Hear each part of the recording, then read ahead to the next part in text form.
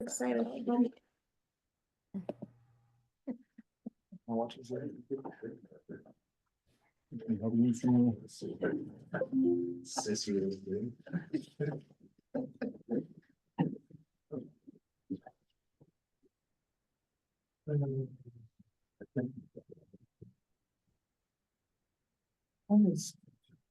Oh, no. I'm hoping.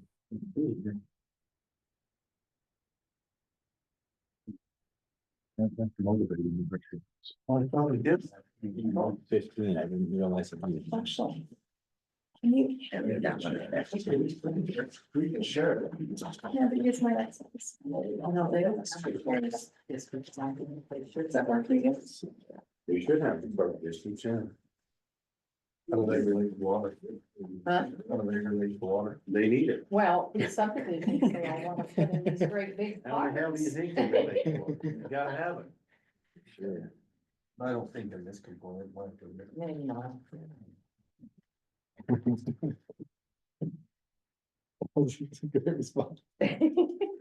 Gotta get riled up somehow. You're just testing me, weren't you? We ought to have all the farmers in the area then too, No, we'd never get nothing done if that was the case.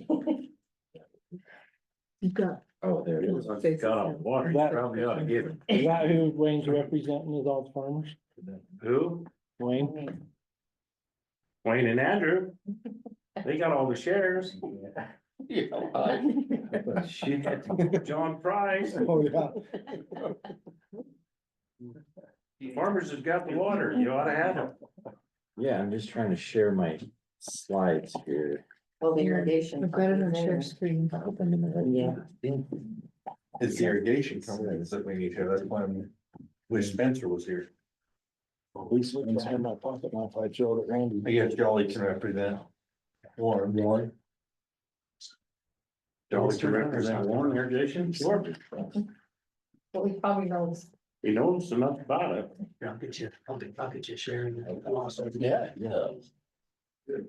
Well, welcome, everybody. I do see some familiar faces and it's nice to see everybody in person. My name is Felix Yavarino. I'm with the Weber County Planning Office and this is actually first time putting together a meeting of this magnitude. And so I appreciate everybody's participation and I put together a list of the attendees and also the agenda. So hopefully that will be helpful. And you'll notice on that second page, we've also kind of put some type of structure into this timelines. We'd like to have this these committee meetings. We could have, maybe 3 or 4 of these, and that should give planning department plenty of direction on where to go and what type of information we can include with our general plan. Yeah.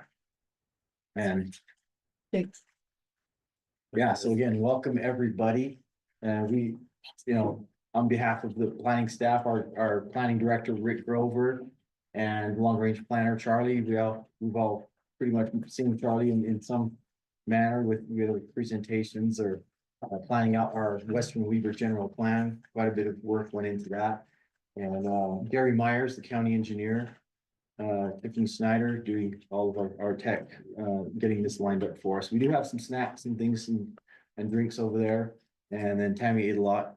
She's also our senior planner here at the county. And so I noticed a lot of familiar faces from the Water District, Salt Lake. Welcome, Spencer. Is that right? Aspen, excuse me.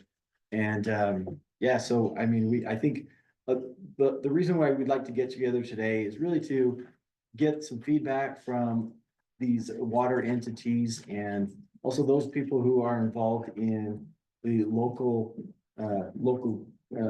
private entities as well as governmental entities, that they could have some recommendations for us as ways to improve and add to the water element that we already have in our general plan. And I have a few slides put together. I have the kind of the discussion topics that we'd like to cover. We don't have to get to all of these, but I think it's probably a good goal to try to reach all of these. And we can see the current actions and policies to conserve water, recommended actions and policies and goals to conserve water. current demand and water outlook, timelines for action items, line of communication. I think a lot of the contacts that we have listed on that sheet that I handed out, those can be made available to the online attendees. Oh, and also welcome to the online attendees. Looks like we do have a few on there. We have some people from the water resources as well. So yeah, keeping that line of communication between these entities and that way we can all kind of be heading toward the same goal, you know, to reach the conservation goals that we have set. With the amount of growth that we're seeing out in Western Weber since the adoption of the general plan, it's kind of exploding. It's getting a little bit crazy. And that's part of the reason why I think planning in general is such an important part of, you know, making sure that we're ready for that coming change. There's a few things that the county has done with the general plan as far as water conservation goals and action measures. There's also some code that has recently been adopted with Weber County that also helps to, you know, stretch that water quantity we have a little further across your residential and industrial type uses. Let's see here. So let's go on to the next slide. So this is a page taken from I've taken a couple little snippets from the general plan. I think we're all pretty well familiar with some of these things, that being that we do live in a pretty dry state, pretty dry region of the state. And it seems that the focus, at least coming down from the legislature, is water conservation is a very important thing, and also planning for the growth and being able to provide the water needs for this coming growth.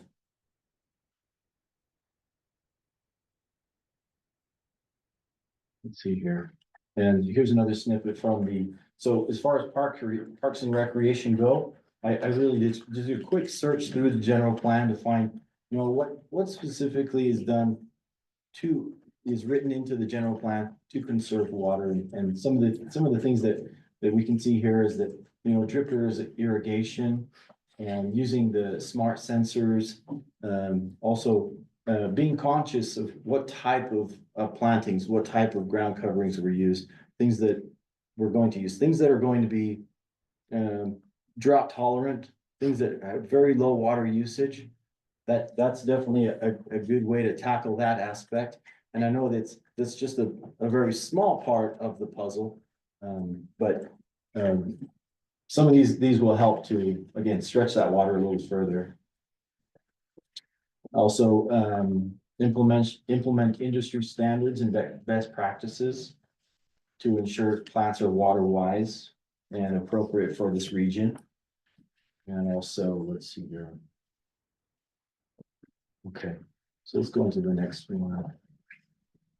This one's directly related to the utility providers, utilities and public services, as far as water conservation goes. And I think that what we're looking at here is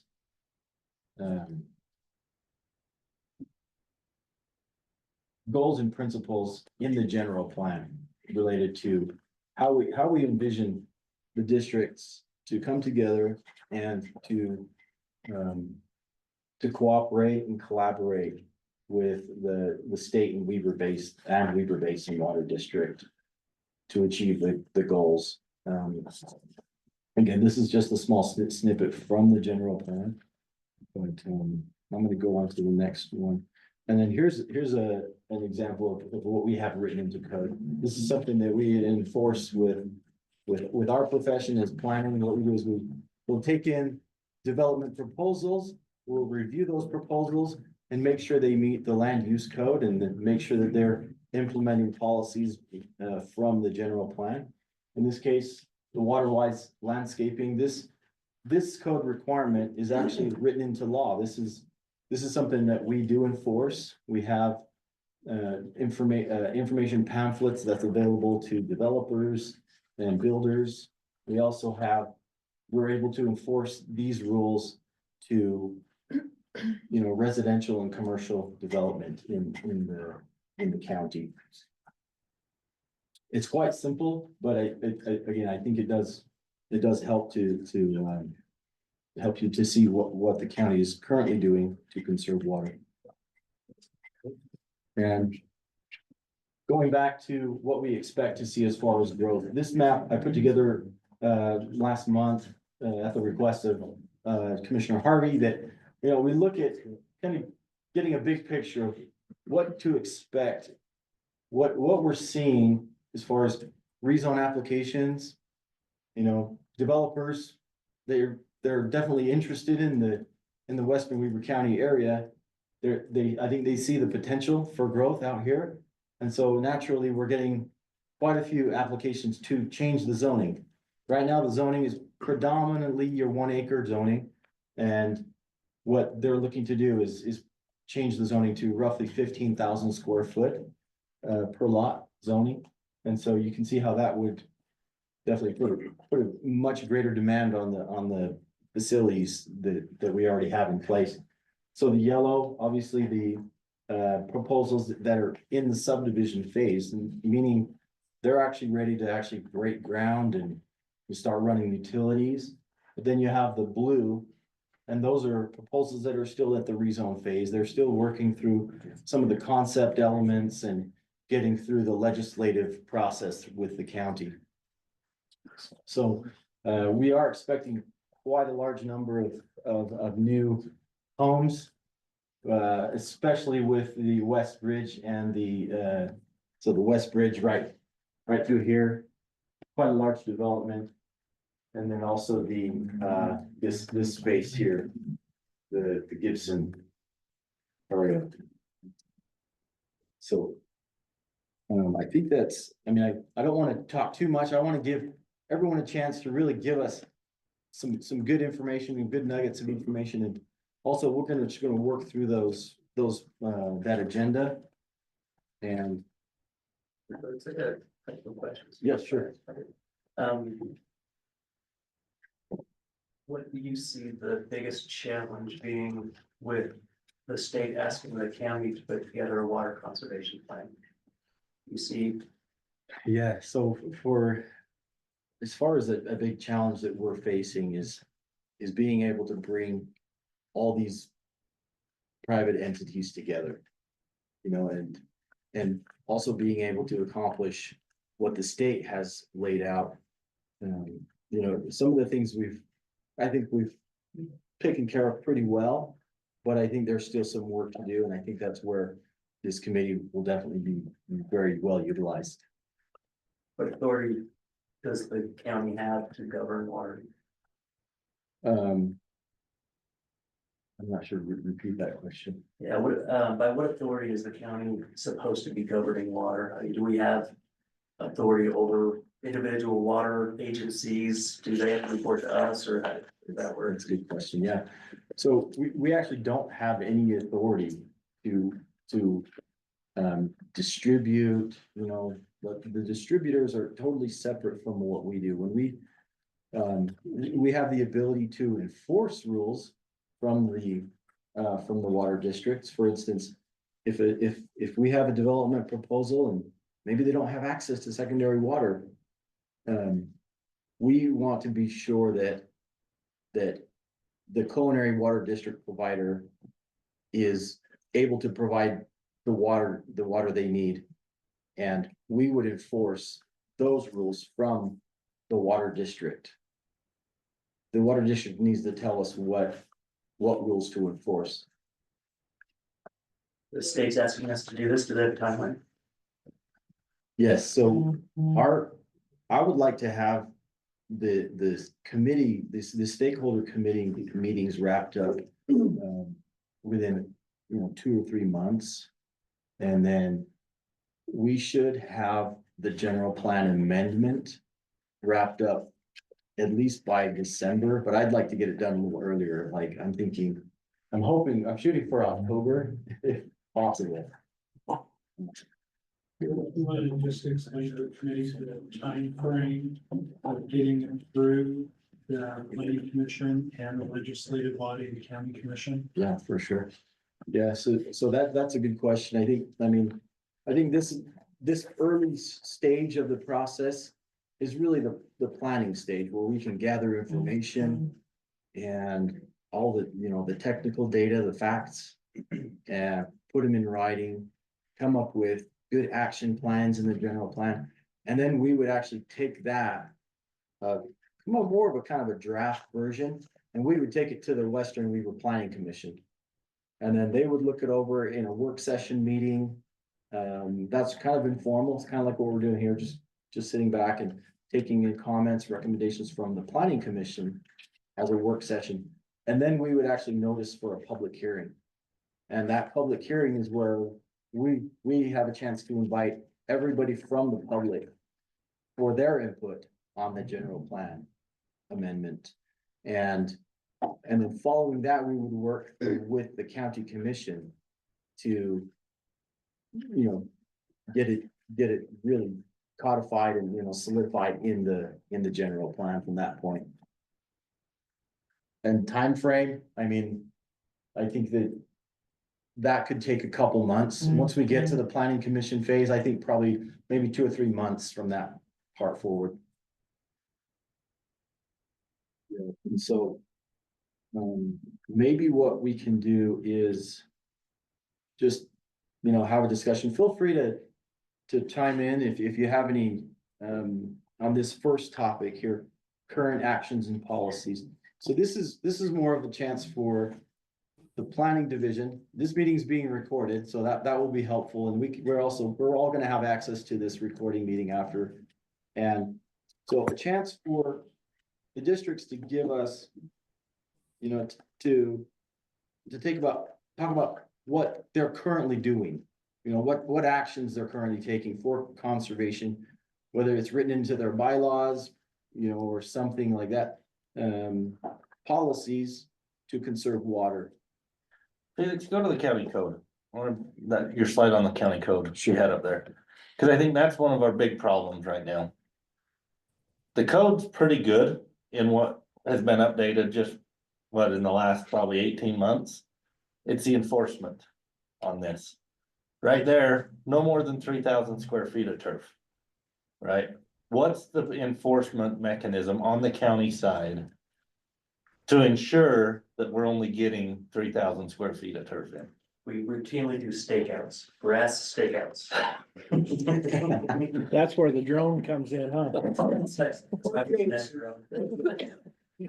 I mean, it's like we talked in previous meetings.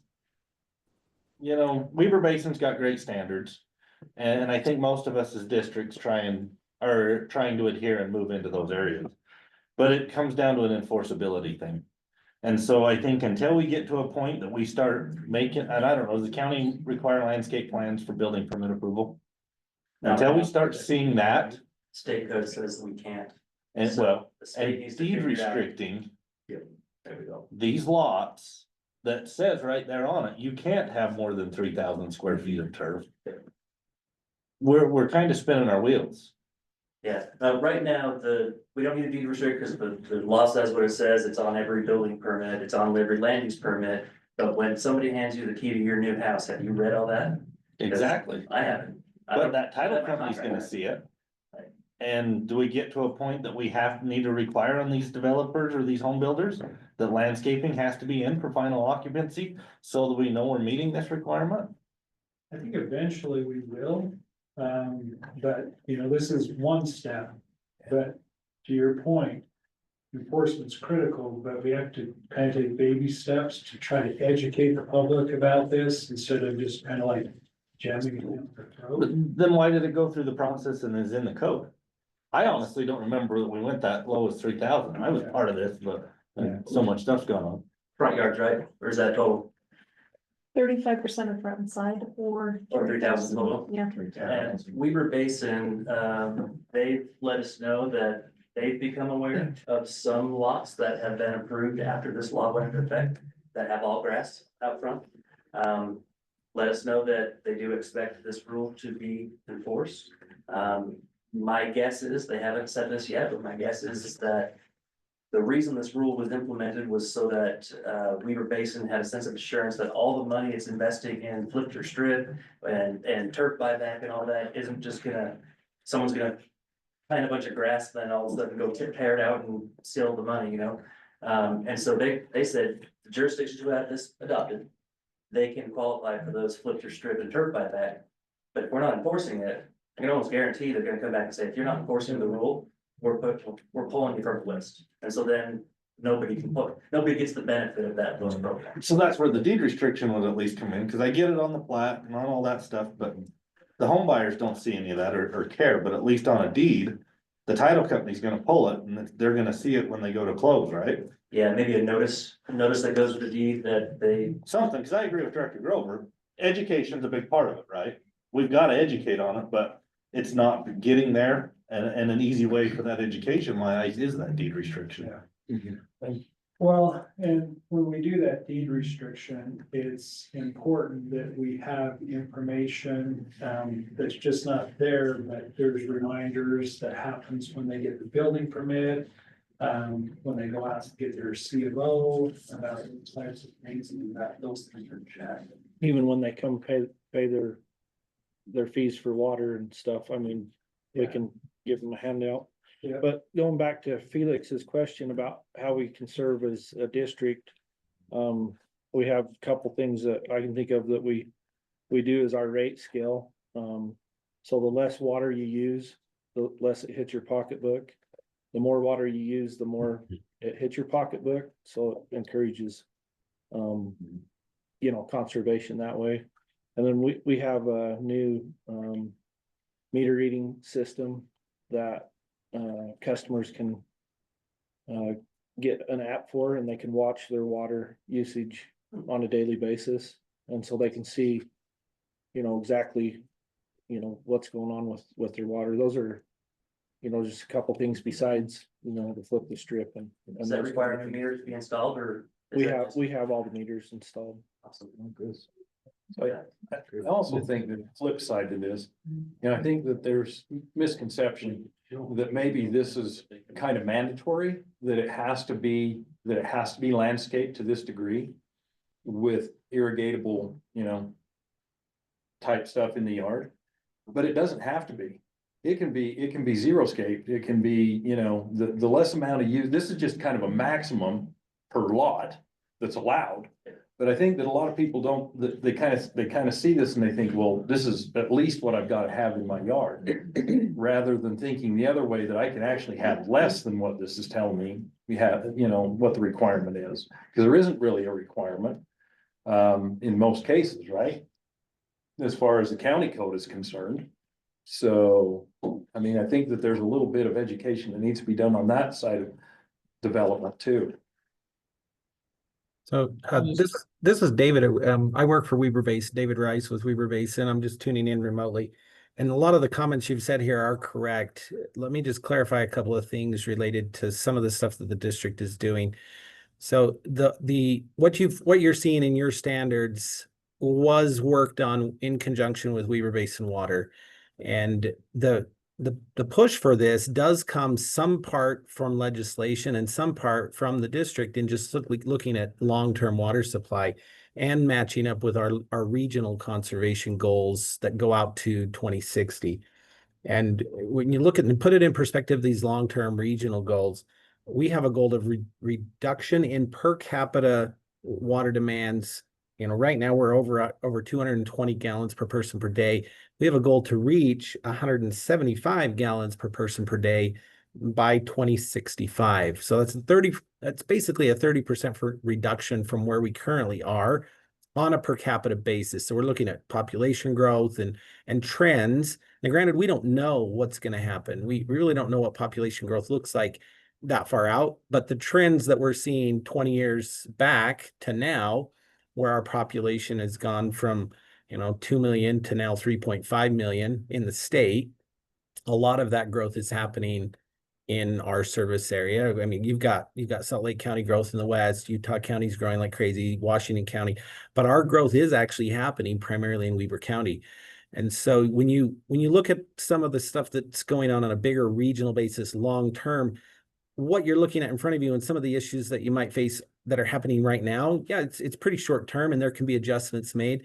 But this 3,000 square feet and the 35%, a lot of that's coming in, and that we really need to see a reduction in outdoor use.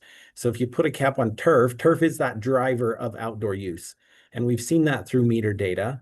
And so we're continually watching what's happening with trends in landscape water use. The less lawn in a landscape, a structural change, the less water used in that landscape. The per capita demand, which is primarily again driven by outdoor demand, does go down. And then there's a couple of comments back, there was some stuff about, again, a lot of that was very correct, that there's this is tricky because you do have enforcement concerns. We can't enforce it any more than maybe code can enforce it. The only way the district has to enforce some of this stuff is through meters, and there is legislation that's changed some of this. There is a meter required on every connection. This is legislated. Every connection in the state is supposed to have a meter on it by 2030. And then just this last legislative session, the legislature said, well, billing structures need to be developed for all of these entities. Whoever's a provider of water needs to have a billing structure of some sort, and that also needs to be in place by 2030. So in some regard, some of the enforcement for this might actually come through meter data billing and billing structures, and we don't know what that'll look like. For secondary water, that's not a precedent we've had. We've historically seen secondary water billed on property tax notices, and it's based on a per acre foot. You've got 1 acre ground, you got 3 acre feet of water, and you pay a flat rate and you use it. That's changing simply because looking at the regional water supply and the demands and everything that's going into that, that's what's driving this.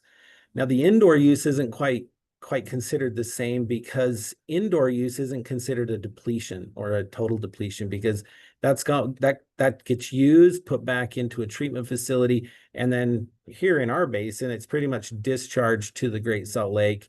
There's a little bit of what we call treated effluent that might be used on a few irrigation locations on golf courses or such, but primarily that goes back to the Great Salt Lake, and that meets a different demand, and you're seeing it. We all see some of this pressure on the lake and the lake levels and all those concerns. So indoor demand is a little bit less concerning. We do want to keep as much water upstream as possible, keep water storage in a good condition as possible, but we still have to meet those environmental demands. And so that water, that treated effluent from the Great Salt Lake, that actually contributes to the lake levels. But it's the outdoor demand that's depleted. It doesn't just go into groundwater that also feeds into the Great. Some of it does, but a lot of it simply is evaporated and it moves on to a different basin somewhere else.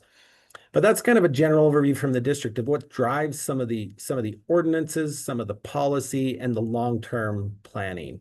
I hope that's helpful. Yes, thank you. So in our last meeting, Felix, Yeah. we did talk, and Commissioner Forer was here, but we talked about delineating some areas that haven't historically had agricultural water.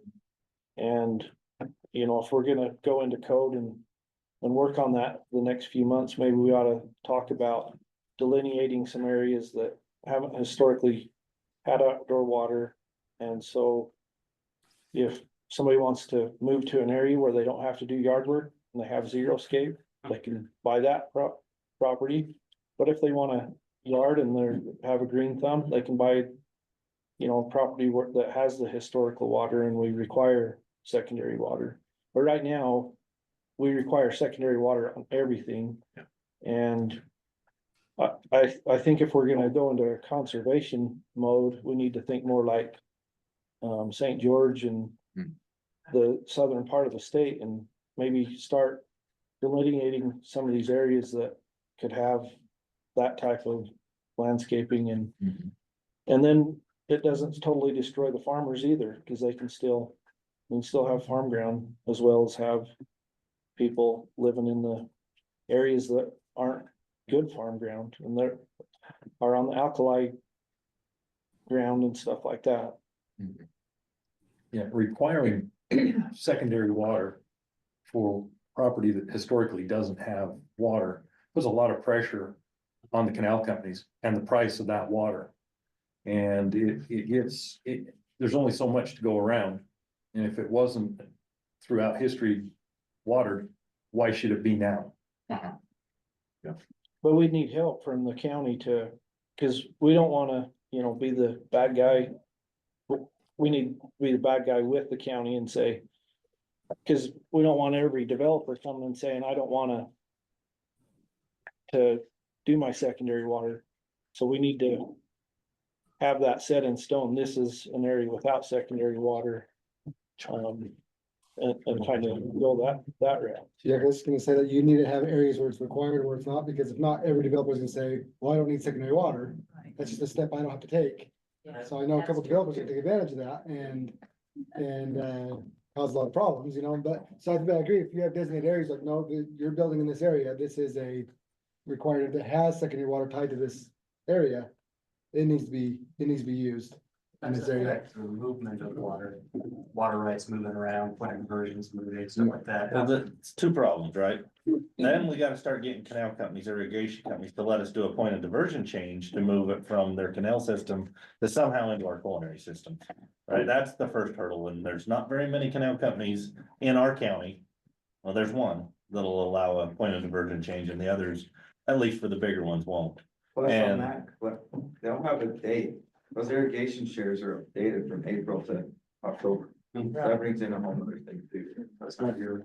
Well, and you get that haircut, That's right? more than Yeah, we irrigation. go from surface water to underground water. We've seen in some come through our district that, what is it, almost 50% of a haircut. One, because of the date, and two, because of the source. You're pretty much guaranteed underground water and surface water, so those rights are gonna change some through that. Yeah. And, I mean, that's the big part of it, but Weaver Basin's told us in the last few meetings we've had, they're going away from secondary water across the board, right? It doesn't pay to have two systems in the ground in the situation we're in right now. And If they're going that way, is there a way to help other water companies or districts come to that conclusion, or find money to do that, or what are the? it comes back to these landscape standards, because us as the culinary water providers don't wanna serve both indoor and outdoor. But if that outdoor is, a small amount that's going back to some pretty strict standards, then it makes more A sense. certain amount per household. Yeah, what does John Perry say? What does he wanna get us to? Is it 0.28 Right.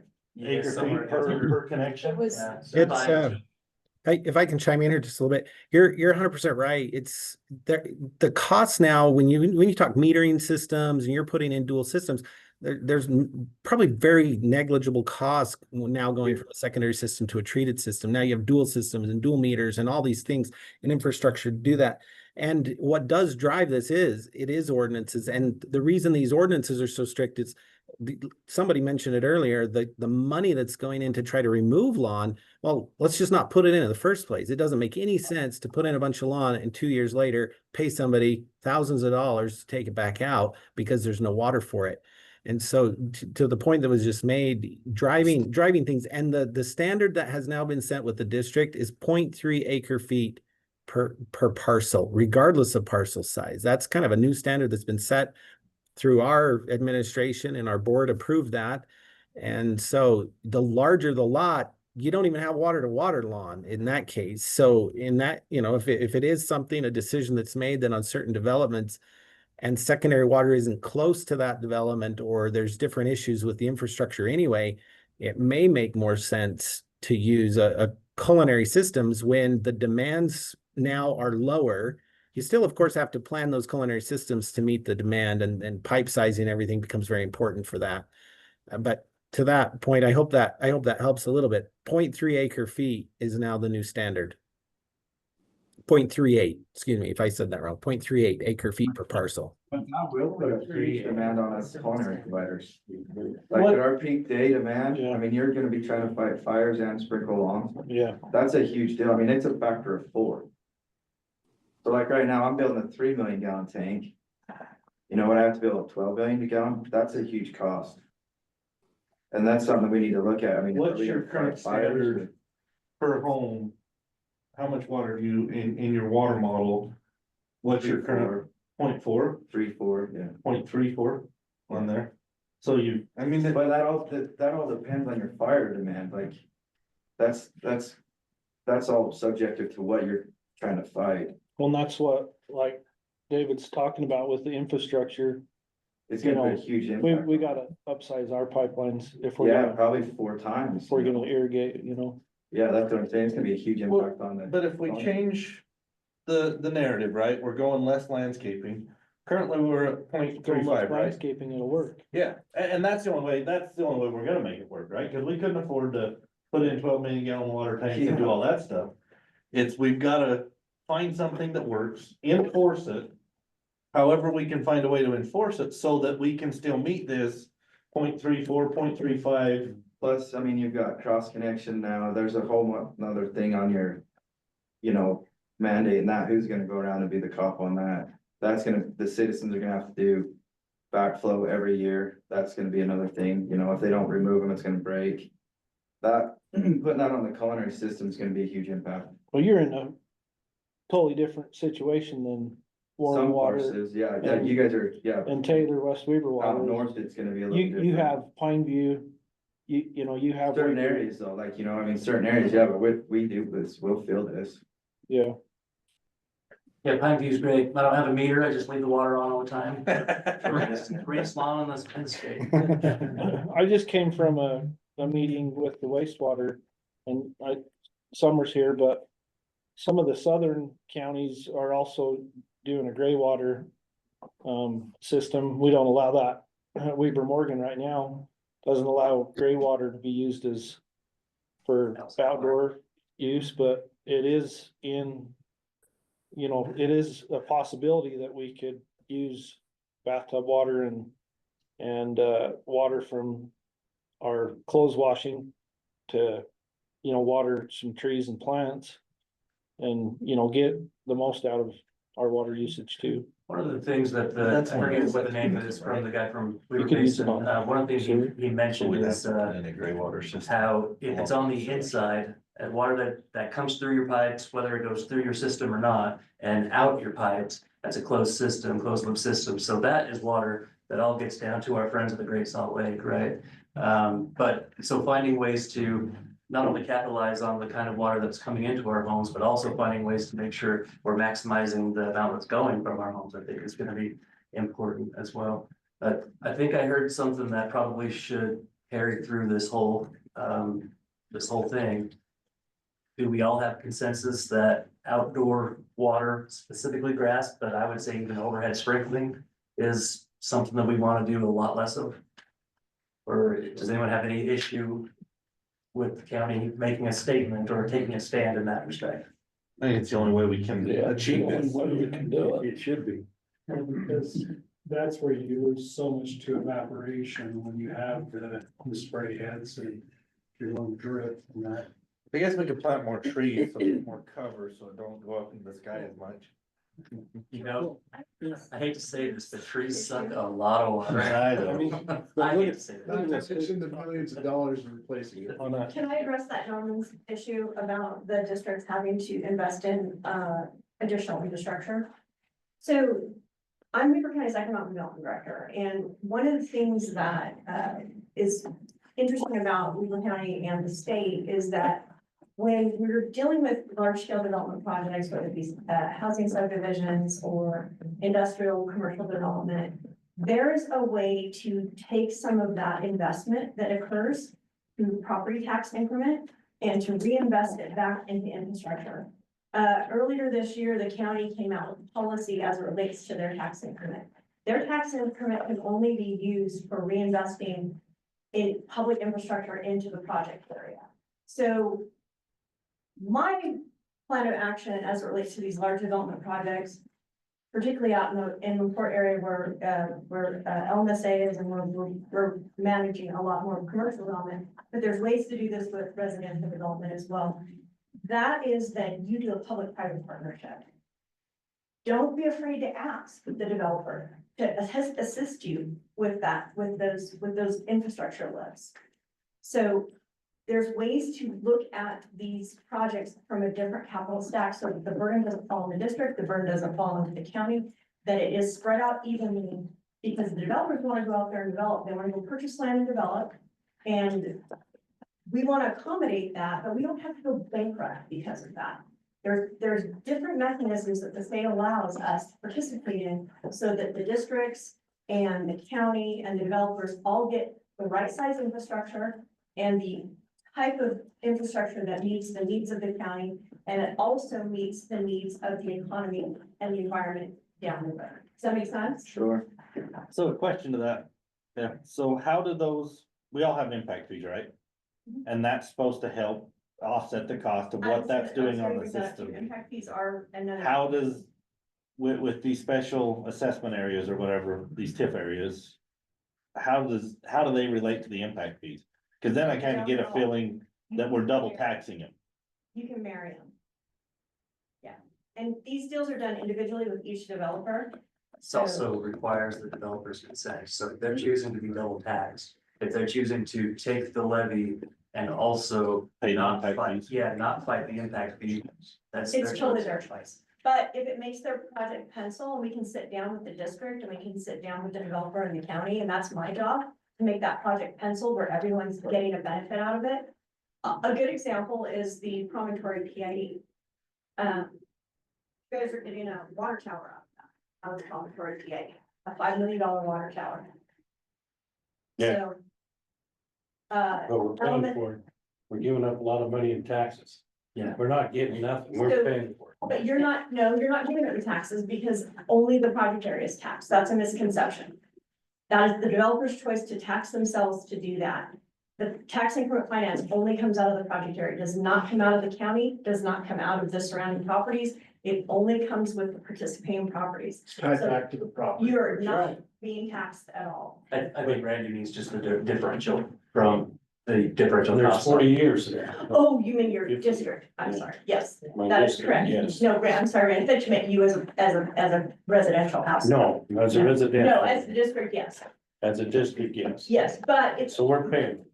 kind of, yes and no, Kind of because stuff. it is coming out, Randy, but you've got to realize that if we didn't do those types of deals, those types of differential would not even exist. So like, that's why we did it. So, exactly.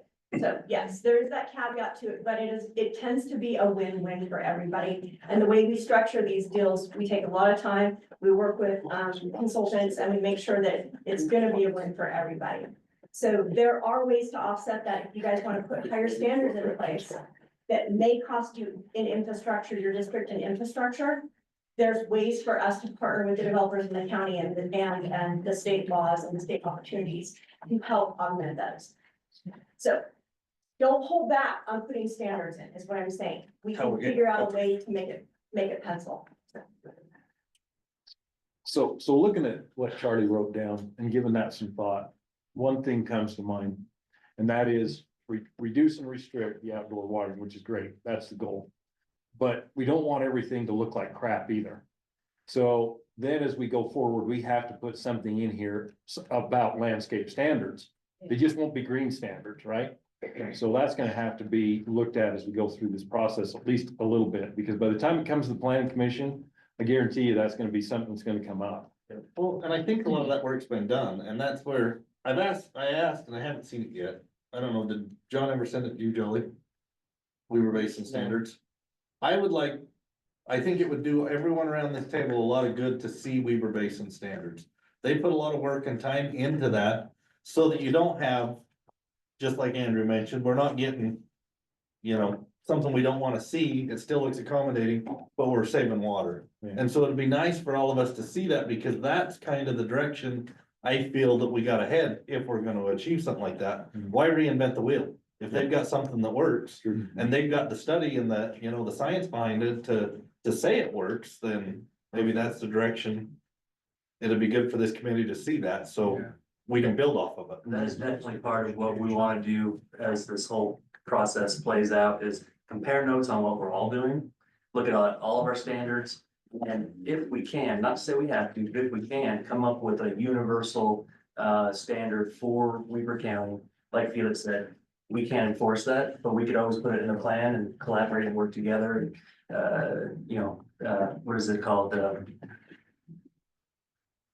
collaboration of masses, whatever that is, where you've got, a lot of backup from a lot more people doing the same thing. Well, it's, if the four of us as water providers around this table aren't in unison on what we do moving forward, you know, it's gonna be tough to achieve, you know, what we need to achieve. And I think the zone concept is really good. Zones where there's historic water, right, there can be a little bit of green. And where there's not, we give the opportunity. Zero scape, you know, minimal landscaping, whatever there is, whatever we come up with that's suitable. Looks nice, but accommodates not having to move water around where there hasn't been water previously used. I think that's a really good idea. Well, it gives the community the opportunity to weigh in on those areas. It gives the developers that are coming into the area. They can look at that map and they're gonna see, hey, this is an area that there isn't gonna be outdoor watering and you're gonna have to have a different landscape plan. And this is the areas that have that. So, you know, just like when we had, what was it, Riverbend guy come in, well, I can't sell a lot without grass. Yeah. They told us at the planning commission, you know, well, that's an area then maybe he wouldn't wanna buy in there because that's the direction we're going. So I think the zone area is a big part. Is that a map that you districts already have in place? We could put one together. We've got something, from the, county resource management plan. It's just gonna be, it's not the best information. It's not based on the best data. It's just based on what has been historically. Yeah. created. Well, you bring a map in here and these four around here can draw on the lines and say, I mean, they're the ones that are gonna know. You put the general plan down on this table, we can mark those areas that. Great. But you don't have it actively already, though. So West Bridge, the new one. Is there any ground on there that has water? Only None at all. only Weavers, nothing that they have under control, Weaver's not, they don't have Weavers under control, but Weaver's the only piece, 130 acres has water, that's the only piece on it. And where's that one at? Is that? Weaver's in the middle, it was up there for a second, but that's, where Weaver Stream owns right now, where you got the Honey and the, Litchfield old piece, and right to the north of that is Weaver, so I can show you here. There's the For the- water for your park right there. So here, this little 1, 2, 3, these little sections right here, this one, looks, there's 4. 1, 2, 3, 4. These, there's water shares there. That's the only one. Huh? Down below moons there. No, this is on the other side. Oh. So this moons, this is right next to the river, so on the other side It's is all your pumping guys. right. Oh. Yeah, there's a pump Right. in this corner right there, and they have water shares to the river. That's the only one that has water in that whole side there. They've committed And to they don't use it. zero-scaping. They've committed to no overhead sprinkling for 1,400 acres. So that's one of the examples of, I think, development that we want to try and prop up, when other developers come in. Because we can hear developers say, we can't sell a yard without grass. These guys are gonna do it. They do it in Phoenix, they do it in Vegas, they do it in parts of, other desert communities. It's just it's a mindset shift. Yeah. Well, I And think, lot sizes plays a big role in that too, right? They're not doing half acre and, That's one of. you know, lots that are zero scaping, they're doing smaller amounts, that's what makes it possible, So yes. how do we help the community realize Yeah. that smaller lots saves water as Efficiency. opposed to consumes? That's gonna be a hard Yeah. sell, because I know my parents' generation, they really don't wanna hear the guy's toilet flush next door. They want some grass between them. They definitely don't wanna just have rocks and cactuses between them. But my generation, I wanna mow as little as I possibly can. well, our kids need somewhere to live. And we can't all have grandma and grandpa's great big yard and house. Um, I was thinking about commercial too. Can't remember what was on the. But I don't know why commercial lots need landscaping or need to have grass at all, I agree. you know? I've got a big one going up north, and they don't have it, and it's. We don't require. That takes up 9,000 acres of that area out there, and they are committed to doing minimal water. Yeah, our ordinances, as far as turf grass goes, has maximum turf grass, not minimum turf grass. Now, we don't say you can't overhead, irrigate yet. So that's a challenge. The other challenge we have when it comes to residential developments on the enforcement side is state code is at odds with itself. They're saying save water, but you cannot hold certificate of occupancy, and you can't require financial assurance that, for that front lawn to go in, or whatever, or the front yard to go in, you can't do that. You can't pull CO or anything, so they get to move in, all the teeth that the jurisdiction has to either take a financial assurance that it's gonna get done, or withhold CO until it's done, gone, and that leaves only one option, and that's enforcement, that's the grass police. And that's gonna be a hard sell. So the legislature, I think, needs to start backing away a little bit from their super developer friendly landscape rules. And that may be, it's not something the county can lift, on its own, but it's something that everyone can work together with their legislators to lift. Can't say the Great Salt Lake can build 35,000 new houses either. Right. Right. So I wanted to ask that question, and, Felix, sorry, I don't wanna take too much more of the time, but I just wanted to conceptualize with everyone. What happens when we run out of water? I think I know what happens, but I want to see what everybody else thinks. When we know that we are over population and underwater, what do you guys see happening? We start stealing it from the people up north, just like they do now. Well, where's north? We just keep going north with it. Box Elder, Bear River. So if there's not enough water, then Bear River is gonna be shut down, right? Because if the lake is shrinking, they're definitely not flowing from the Bear River. What do you see being the next alternative? Well, I think the irrigation companies are gonna have to start helping out. They don't let in, like Bryn was saying earlier, they don't let any water leave. Their shareholders don't, they want it in their, System. in In their our three system big irrigation with their companies water rights. in Weaver County. They're gonna have to say, okay, we're gonna keep so much for outdoor use. And we're gonna give you half for indoor use, and we're gonna let you treat it, or we're gonna let you pump it out of the well. You're gonna have to pressurize those systems basically to make that. Well, that's the question I was gonna ask. So they want them, or they need them, or they don't wanna get rid of them because of headwater issues? They wanna keep the You flow. have to have so much water in that canal to deliver it. And we're at the bottom of the canal, you understand that really well, but they have to have so much water running down there to be able to deliver what those shares are. So if you're owed so much water to be able to deliver that, you have to have enough volume going down that canal to be able to deliver that. But on the other hand, if people are building up on the high part and you're only using half the water for outdoor use, they're still gonna have the stream down further. Because it's moving right past where the agricultural was. You're just taking half of it. That's why I'm saying, not all of it, just half of it that needs to go for, culinary use. Cause it's not fair to a landowner who bought property with water on it to say, oh, I can't, my property is only good for farming. If he wants to develop it, then the irrigation companies, and it's probably gonna be a legislation thing. When it comes to that point, is legislation's gonna put a law together that says, okay.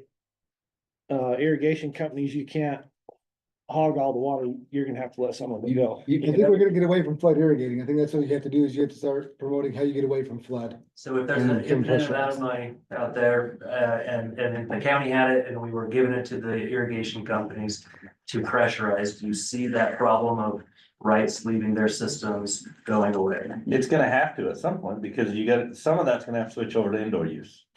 You've got the three big canal companies, so Hooper, Wilson, and Warren for the unincorporated area. Right, you're talking between the three of them, they got about 25, almost 26,000 acre feet of water is what those three companies have combined. So when you put that into, if we can meet this 0.3 roughly standard of indoor outdoor, with development going, that's the only way you're gonna get there, but part of that water is gonna have to come into indoor use. Where the state took away reuse on our wastewater. And we don't have that ability anymore. That's the only way you're gonna continue to grow. Well, and Weaver actually, Basin's about tapped, right? 10,000 acre feet of water. It's 28,000. well, and actually, as that development happens, that 28,000. need of water for those areas is not the same. You're not gonna use the same amount of water for those, say you put 80 homes on 40 acres, it's just a random number. The demand of that secondary water is nowhere near what it was at that time. So naturally, they're gonna start having water availability as development happens on those areas. And then but with a system where they need to now, they're gonna have to adjust their system where they can deliver the water to the farm still. But now they're gonna be delivering it to these communities and whatnot as well, where they have that water it's already designated to. So you're gonna have to change on how that water is delivered. And that's gonna go from. Figure every irrigatable acre right now, right, has got a duty value of 4 acre-foot per acre. And so once you start, to John's point there, once you start putting all those homes on it, hard surface, everything else, that irrigatable footprint gets so much smaller. You're no longer at that 0.4 acre feet per acre. It goes We're down done. substantially to where that's where we can start playing in and say, hey, look, some of this comes into the indoor use, you still got your outdoor use. And be able to accommodate it. So potentially, And that translates to the indoor area. That's- It's about 5,000 developable acres that'll be developed in industrial and commercial. So we can do a little bit of math on some of this to find out what M&I water, manufactured or municipal and industrial water is going through the culinary systems. What irrigation water is going through the secondary system, secondary water is going through secondary, what irrigation or gravity water is going through those irrigation systems. That last part is gonna be the hardest part. The ag water that's out there, how much are we using per population? Because the code requires us, the new code requires us to come up with a number related to the per population or per person use of water, both M&I and ag water. so based on paper water, there might be enough paper water to build out Western Weaver County. Is there enough wet? Question. So that goes back to my other original question was, what happens when the faucet runs dry? We've tapped out all of those secondary systems. We're using everything we possibly can. We've got skyscrapers with one bush per lot. So there's very big population and very little water being used. But what happens when, because we are limited, what happens when that water runs out? Well, Let's all go to Las Vegas and we'll see what they did down there. John Okay, so said, that's the last actually- meeting, John said that they had 3 to 4 years of, so if it's a drought and there was no water at all, we didn't get any precipitation. They have, and David might be able to tell us, but 3 years of reservoir You know, storage 3 years of storage. But that isn't taken into consideration for the growth. Population growth. our growth is Yeah. exploding in that. But what they were saying is they're not gonna overextend water rights. Right. Like the will to, serves. yeah, they're gonna keep so much I got it. for 3 to 4 years without So precipitation. they're to treat. managing, they have a formula they're managing. Yeah, so the issue with the management of that formula still doesn't solve the problem because we're not stopping having babies. And the more people, the better the our economy is, the more people want to be here. So at some point, the government swoops in and makes everyone get the SNP. Or they figure out how to go get water somewhere else. Yeah, that should. Little late. Well, I mean, there's been talks about pumping water from the ocean and all that kind of stuff. Maybe by that time, That's. I they'll think have that's it. something like that. Who knows? We got all the water providers in the room. We've got a really great distribution system for contraceptives if we want to do that. But We're taking fluoride out and putting. But I honestly, that is what I see happening. What I see happening is population grows. Housing demand shrinks because, or excuse me, housing demand grows, but housing supply shrinks because we don't have enough water. And that difference gets bigger and bigger and bigger until every developer who has a legislator sitting on at the Capitol says, $2 a gallon, that pays for a lot of gas. That's a lot of pipeline, that's a lot of oil refinery. Maybe we could do the same thing for water. I was gonna say, it's gonna come down to technology too. That is Yeah. absolutely has to be accurate. As ridiculous as a pipe to the ocean sounds, I'm not saying this is the only solution, as ridiculous as that sounds. I mean, if you can find a way to keep any kind of biological contaminants from the ocean getting into the lake, seems like a much better solution to bring salt water inland. Yeah. So we could use snow water for ourselves. Have to be a pretty damn big pump, but. Yeah, this is, Two of them out there on the west side of the lake, right? Well, then you have a building. so this is This is David online again. Hey, these are really good legitimate comments. And back to the landscape stuff. The landscape really is the driver of our per capita demand. If we looking at our data, you really have about 65% of municipal use. We're not talking ag here. It's just kind of like what's going into communities. 65% of that goes outside. So all of these discussions about where things could go, it is true that if water demands in the landscape go down, and then you do have more water for growth. You have more water for the indoor potable uses of water in all of these communities. And that's where these standards come in, is we need to reduce lawn because that's a driver of that outdoor demand. So we're not saying get rid of all lawn. You do need green space. There does need to be parks. There needs to be those spaces for recreation.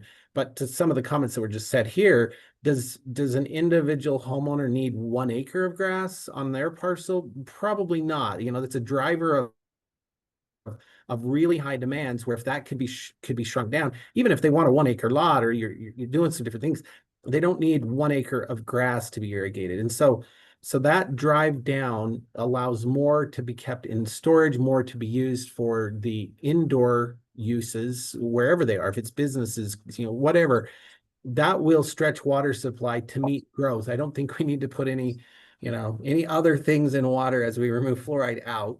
That's not likely to happen to control population growth or other. And then to some of these points, if water truly runs out, the district, the state, there's still water development happening. There's still water development to happen. But given you all know the environment we live in, the concerns for natural environments, the legal things that are going on, to look to the Bear River even, and there's plans. The state has had plans, the district has had plans. That just keeps being moved down the road because of the costs and the environmental concerns, the lake, and so many other factors that are happening. But if it comes right down to it, certainly there's still a little bit of water that can be developed on the Bear River. And then after that, probably not likely the ocean, but maybe we look at interstate compacts where we pay California to build desalination plants, and we keep more water in the Colorado and divert it upstream out of the green into our basin. Or the Snake River. You start to get into some really big interstate, very complicated agreements and cost. What was mentioned of the cost per water is no doubt not going to be $1,000 per 1,000 gallons, or I mean $1 per 1,000 gallons. It's going to change everything if we get to that point. We're not going to be talking about watering 3,000 square feet of lawn anymore if we're importing water from the Snake River. That's going to be an extremely expensive proposition. And it's not just Weber County that's in this boat. If we get to that point, that's probably an entire Wasatch Front problem, where regional water imports are feeding the population that's all throughout, even potentially all the way to Utah County. So anything within the Great Salt Lake Basin is really what we're looking at in terms of those situations. And I apologize, I wasn't here on some of these previous meetings. John, I'm sure, would have a lot more detail and a lot more information about this. He just asked me to step in at the last second here, and so I feel a little unprepared for some of this conversation. But these are all very legitimate. The conversation is fantastic. I think you're on the right track. There does need to be some collaboration. This can't even just be, one county making some standards. This does stretch outside because we're all in the same basin. If Weber County has a perfect standard, but none of the other cities in this county have that standard, and growth continues to happen in different ways, we're trying to reach out so that this becomes a regional planning effort, not just a one county or one city planning effort. I wanted to drill down to, in our conceptualization of what happens when the tap dries up. This is a financial question. There's a lot, in my mind, there's a lot of folks, at the Capitol, and a lot of folks who are talking about water saying, there's not enough, there's not enough, there's not enough, and that's probably true locally. But unless we're a society in which we are going to self-limit our own population, that's the only other option that I can see, at least. Then we have to put our money where our mouth is and start looking at bigger things. So Bear River and obviously beyond. So I don't think the sky's falling. I just think the sky's very expensive.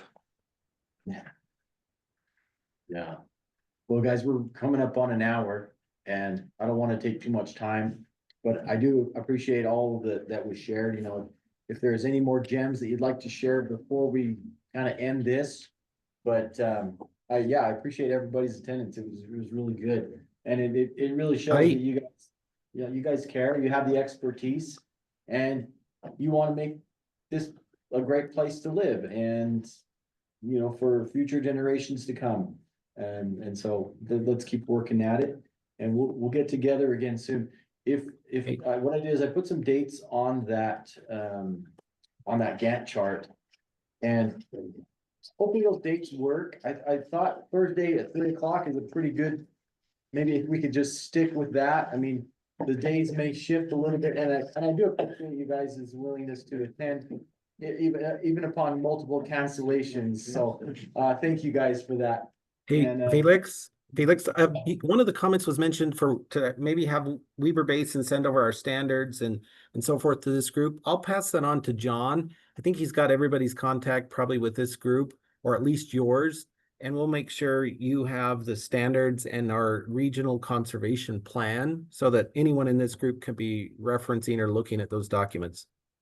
yes, that's extremely helpful. And I would invite other districts, entities to send us any plans or even technical facts that they have, because all this stuff will be useful and to help us really formulate a good plan of action. It's my understanding that the water companies are required to have their own individual water conservation plans as well. No, sure. Has that happened? Is it happening? Yeah. Could we get copies of those as well? There's no reason to reinvent the wheel if we already have a pretty good bill. Maybe by next time we'll have that data. I win. By when's our next meeting? June 10th.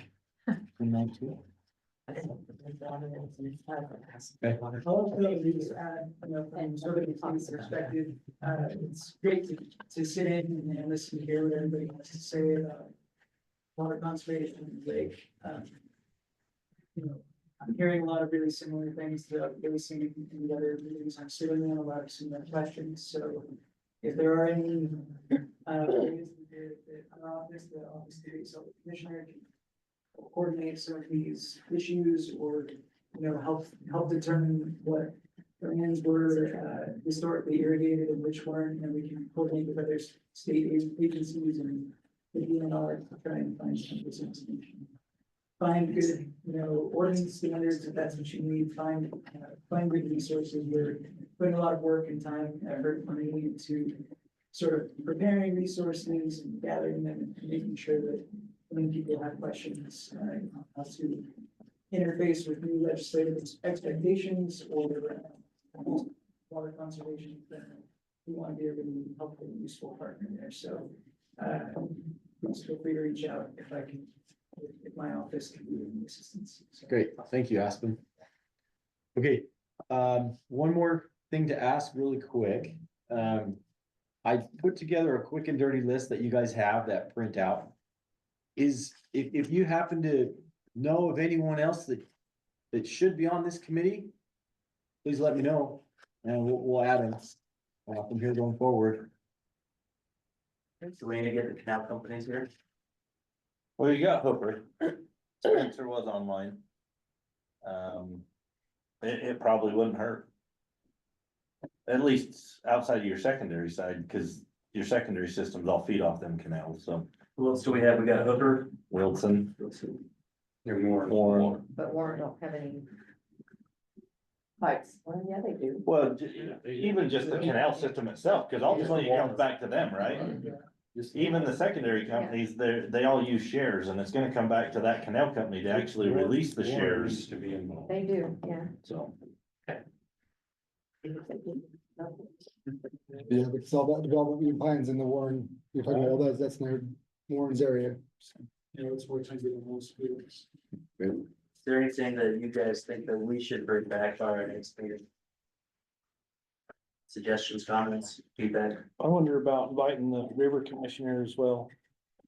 The Weber River Commissioner. So embarrassed to say I didn't know that was a thing. Oh, yeah. yeah. Someone's gotta regulate it, Charlie. Just thought that was everyone together. Like, going down the path. Just some guy out there. The hat, That's jolly. That's- that. And Weaver Basin will have his contact. I've got it. Oh. It's Ken. You have it.